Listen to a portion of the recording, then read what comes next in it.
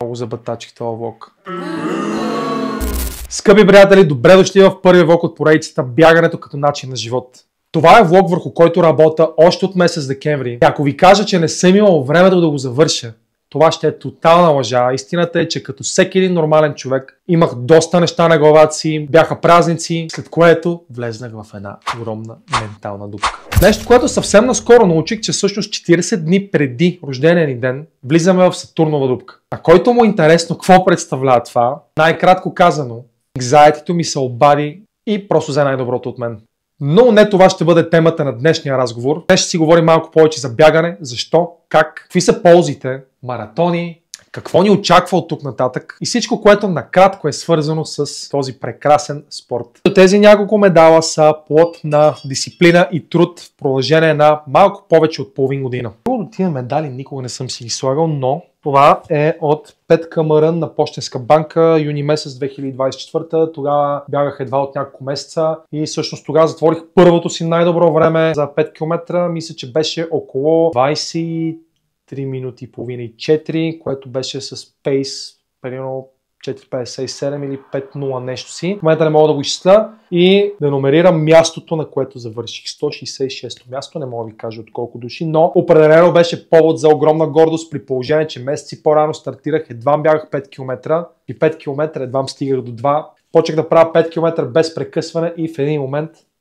това беше резултат. Следващото ми по-сериозно завоевание беше К3 Ултра, 23 км трасе. Беше изключително яко събитие, като моя основен план беше да бягам 43 км, но буквално един месец по-рано скъсах връзки на десния глезен и за мое огромно съжаление не бях достатъчно подготвен. Въпреки факта, че не се бях възстановил от скъсаните връзки, нищо не можа да ме спре да стигна до тук. 236-то място, определено има поле за развитие. Тази година възнамерявам да се върна обратно на К3, отново на същото трасе 23 км да подобря това време много.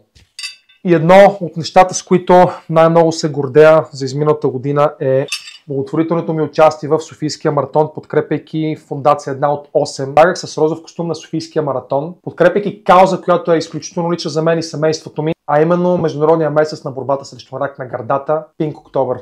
За някои хора това може да не са много големи постижения. За мен те значат всичко. Това е плод на стотици пробягани километри в подготовка, стотици прекарани часове възстановяване, най-вече ментална подготовка, изключително много изчетен материал. И това е само началото, а някои от тия прекрасни моменти искам сега да споделя с вас.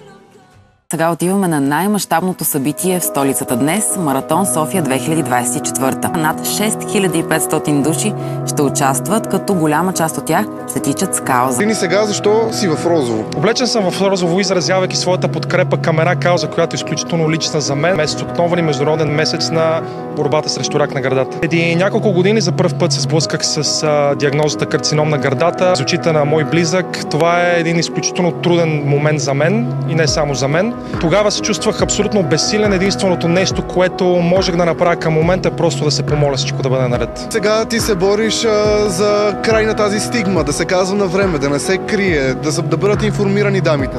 Точно така, аз вярвам, че съществува подобна стигма. Повечето хора в България, не само дами, но и господа, живеят със страх от доктори, включително и аз, разбира се. Включително трудно е да научиш за подобна диагноза. Затова съм тук да разпространя съобщението.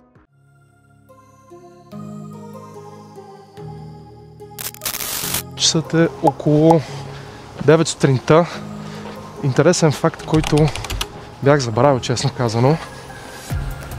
Доста пъти съм идвал в Холандия, е факта, че тук зимата се стъмва много рано и слънцето изгрява много късно. Буквално слънцето изгрява преди около 10 на минути, 15, 8:46. Вятър е много голям, но да видим.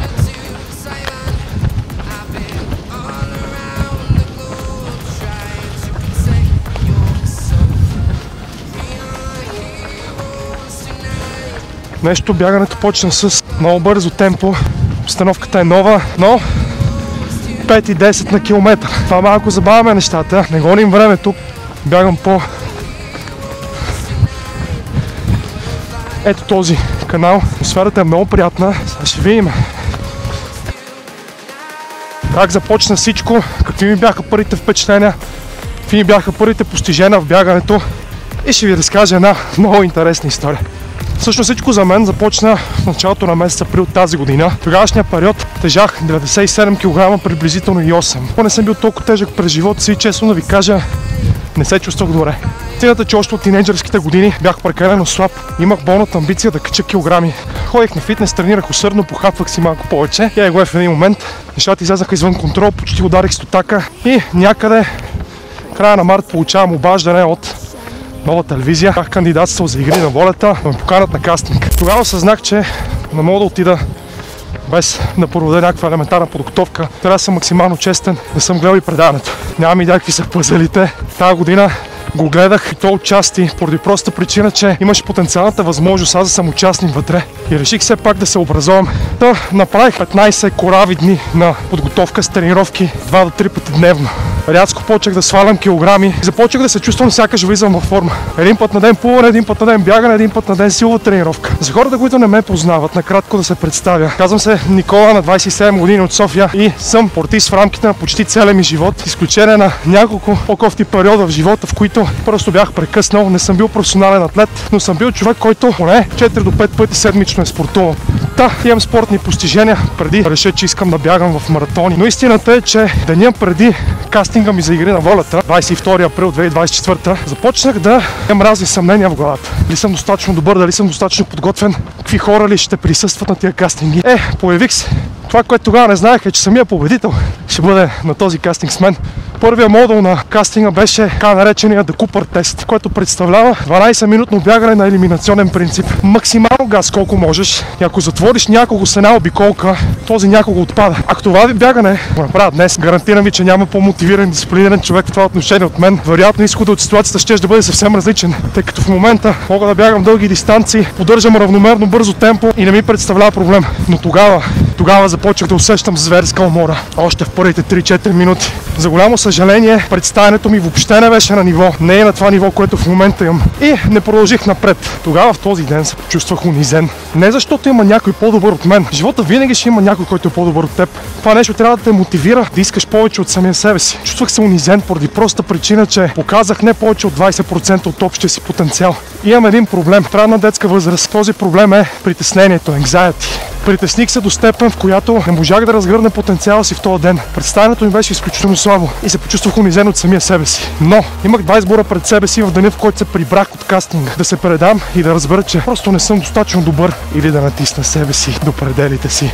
Познайте кое избрах. Само в първите 2 месеца след кастинг отслабнах с допълнителни 10 кг. Започнах да бягам първите ми 5 км. Започнах да ги затварям с много добро време. Започнах да дигам разстоянията до 10 км. Направих първите ми полумаратони от 21 км. Взех първите ми участия в маратони. Контузих се, възстанових се, продължих и за 2025 готвя 5-6 участия. Някои от тях ще остава в тайна. Смея да кажа, че кастинга на Игри на волята ми даде необходимата мотивация, посоката, от която имах нужда. Но дисциплината е нещо, което изградих сам. Дисциплината е нещо, за което отделих стотици часове. Напънах се до пределите повече пъти, отколкото мога да боря. Чул съм се зле десетки пъти. Буквално съм предобрял, както казват хората. Имал съм случаи, в които съм се дехидратирал от абсолютно незнание. Незнание как да възстановявам, незнание как да тренирам, как да вдигам обемите, как да вдигам скоростта и темпото на бягането.